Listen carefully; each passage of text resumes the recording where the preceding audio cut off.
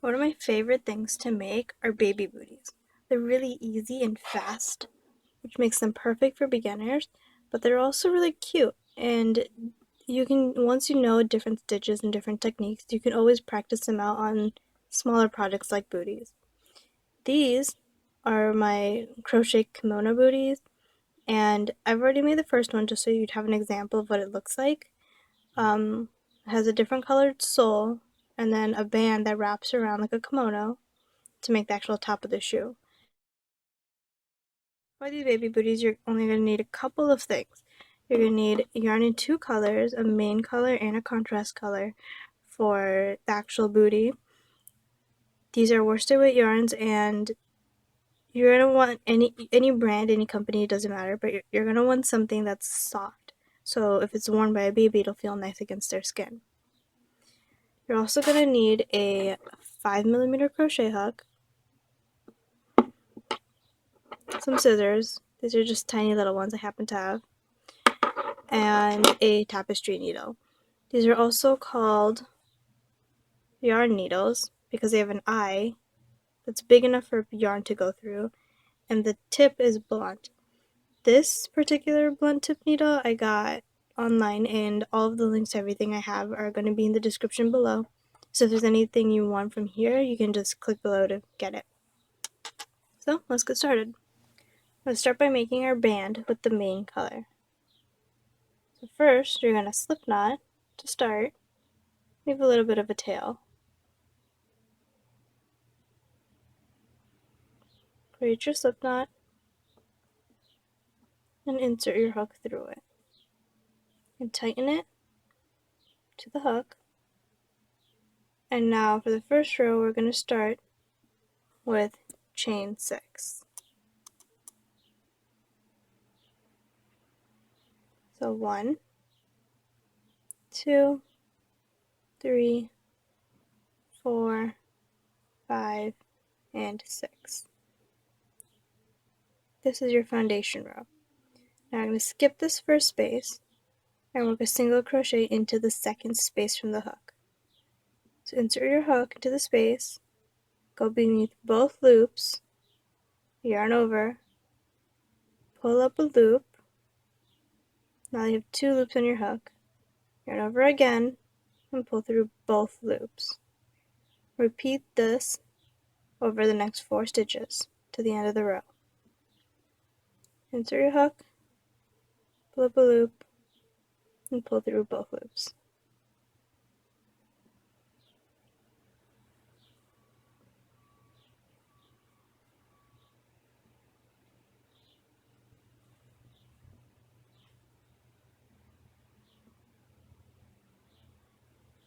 This is the last one. Okay, that's 5. You started with chain 6, but that first chain before you start this row is a turning chain, so you should have 5 stitches now. 1, 2, 3, 4, and 5. Okay, so to start the next row, you're going to chain 1, and then turn your work, and work another row of single crochet. This time you're going to go underneath the actual stitches under both of these loops into the space, and work it the same way. Pull up a loop, yarn over, and pull through both loops. Work all the way down the line. 2, 3, 4, and 5. Be sure to count as you go, so you always have the right number of stitches and you don't miss any. Okay, now chain 1 and turn again. And you're just going to repeat that for a total of 27 rows. So you did 1 and 2. Now keep going for another 25 rows, and then I'll meet you back here. Here is what the band looks like after you've worked 27 rows. These are all just single crochet, and I've only worked 5 stitches for each row.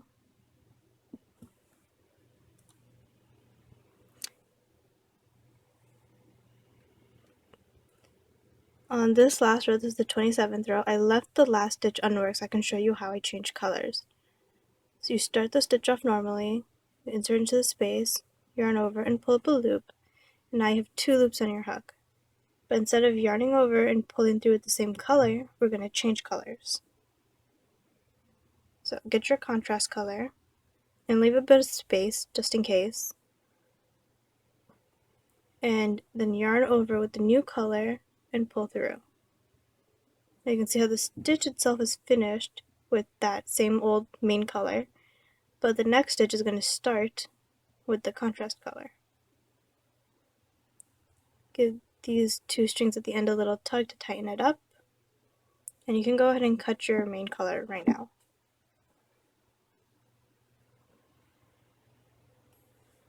Again, leave some space for the long tail, but just go ahead and cut that.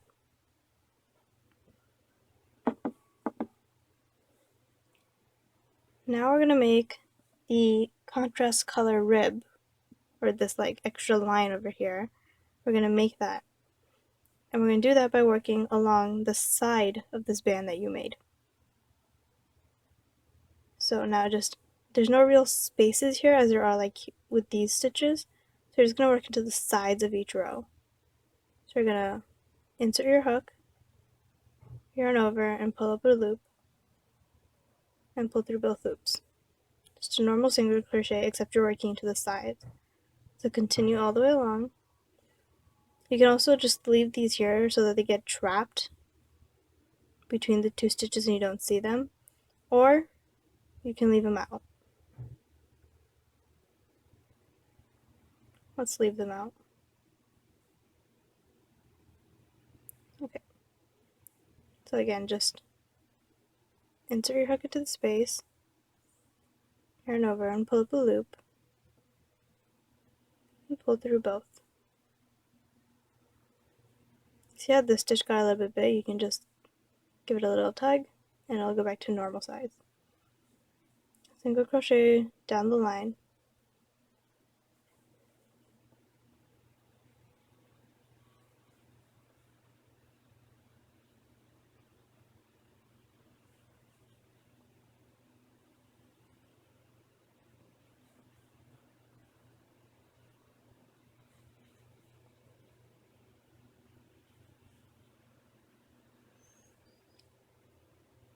This line of contrast color also adds a nice clean edge to the piece, so you can see how you have a nice like stitches along the edge of this top now, whereas otherwise you would have just had these bumps.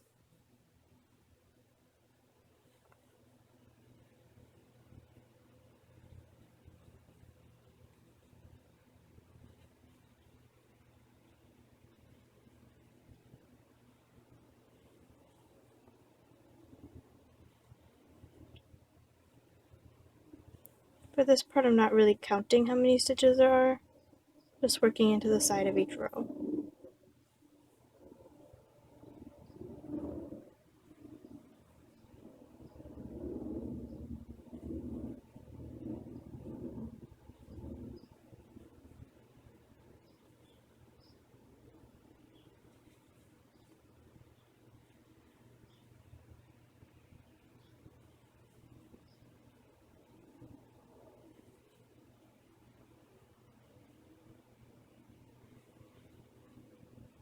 When you get to the end, you're going to bind off but leave a long tail. So to bind off, I'm going to insert my hook into this first chain space and make a slip knot, then yarn over again and pull through that 1 loop to chain 1. But you're just going to pull the rest out. I've already cut a long length of this, so I'm just going to pull the rest of it out.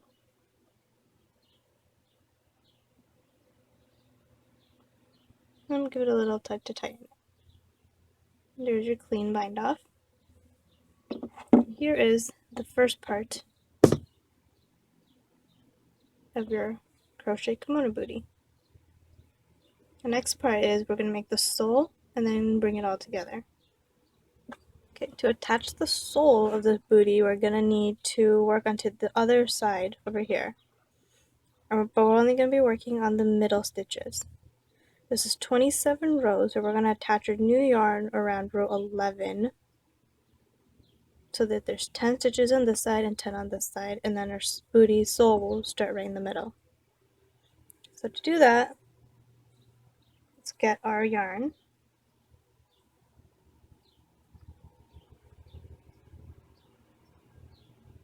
Here's our contrast color yarn. Let's make a slip knot.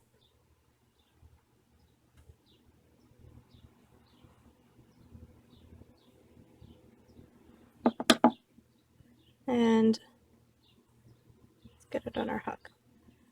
Or actually, let's take it off our hook for a second. Keep the slip knot. And let's find the 11th row. So we have 1, 2, 3, 4, 5, 6, 7, 8, 9, 10, 11. So this is where you want to attach the new yarn. So insert your hook into the space, and then through your slip knot, and pull the slip knot through. Now you can let the tail end of your yarn go, and just chain one here. So that's your first stitch.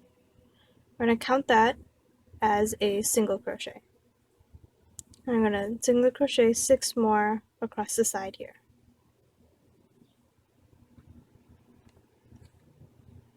1,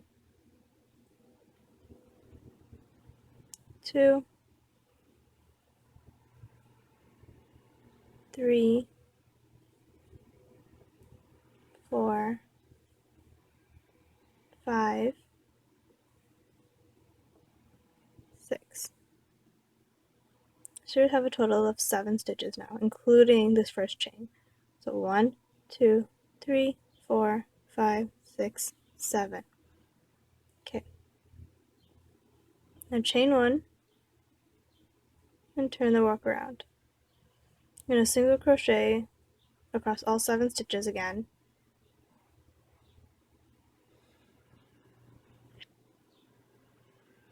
And just continue working in rows.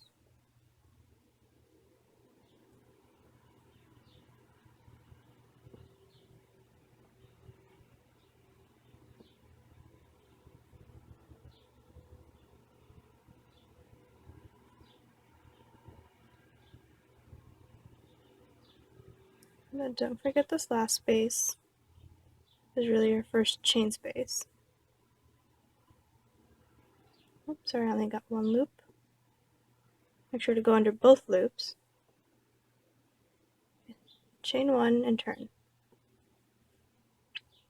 See how that part of the booty is now just attached to the side? That means you won't have to sew it on later. So we're going to continue doing this, just single crocheting along for 11 rows total. So you have 1, 2, and continue going for 9 more rows. I'll do it off camera and then be back.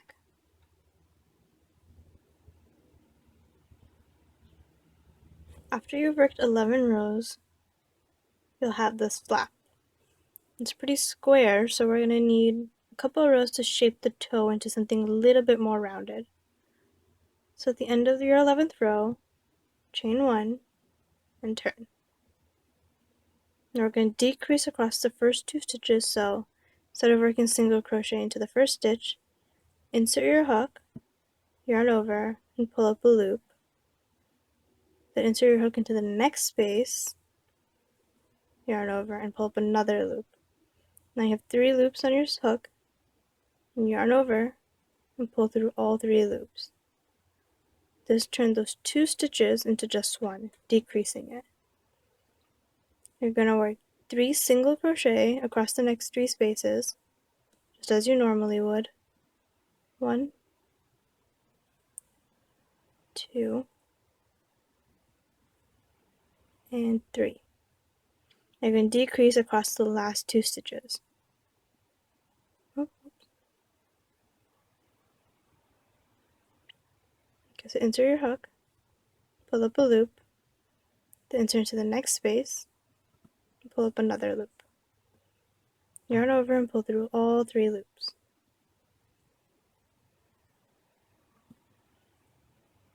Now instead of 7 spaces, you'll have 5 because you decreased these 2. Now chain 1, we're going to work another decrease row, decrease again in the first 2, 1 and 2, yarn over. That's 1 decrease. Now you're going to chain 1, or single crochet 1, and decrease across the next 2.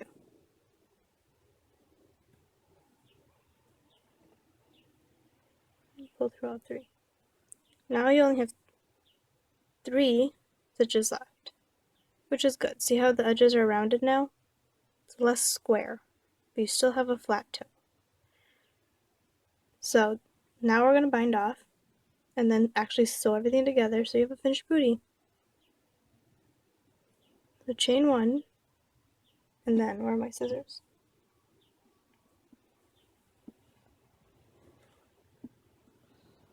And then just snip the end of your yarn. Leave a little bit of room, but just snip the end of the yarn.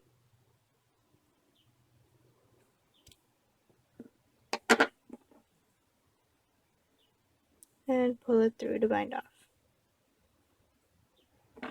Okay, you should have something like a T shape. You can ignore all of these loose ends and stuff for now. We're going to weave them in at the end later.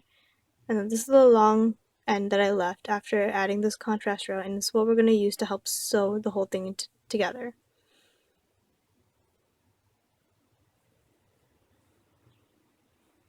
Okay, let's get started on that.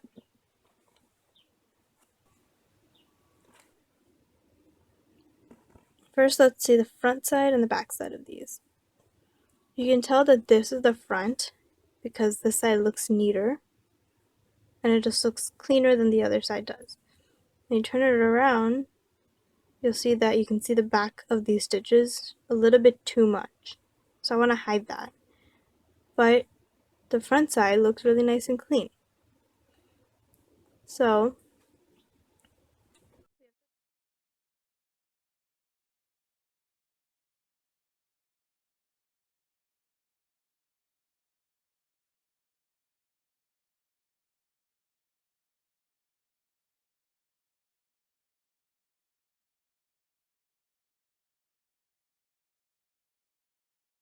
what we're going to do is we're going to sew along this edge here to attach all of the ends together. And then in the end, we're going to cut the threads and turn it inside out. And then it'll look like this. So I've already threaded my yarn through my tapestry needle right here. And we're going to start at this corner right here.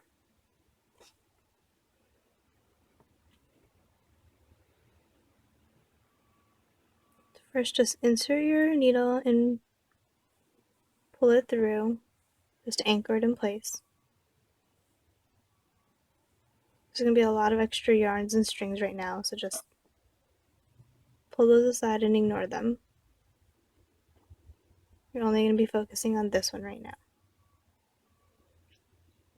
You can actually trap these other yarns in if you want to kind of start hiding them a little bit, but we're going to weave the ends in later anyway, so you don't really need to. Let's come in a little bit closer so you can see what I'm doing.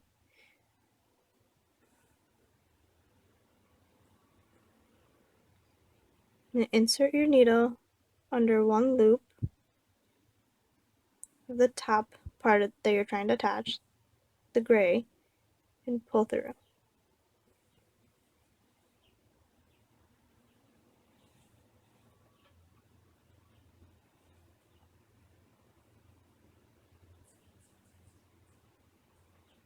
Then you're going to go into the blue and move it aside for now if you can't see what you're doing. Go under a loop and pull up.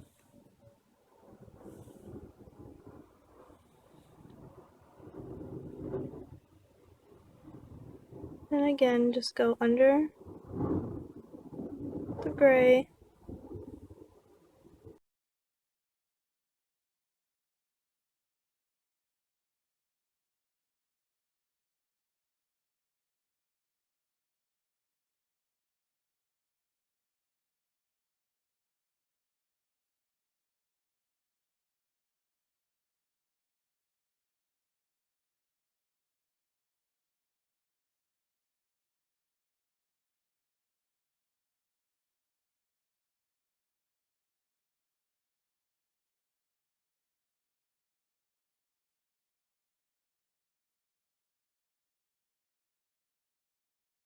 Okay, so I've sewn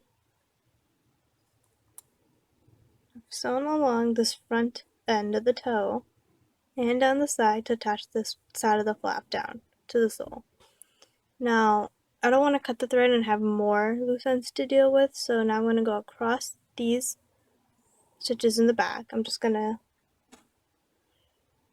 take my needle and just go underneath them, just to bring my yarn over to the other side so I can sew the other side of the flap down without having to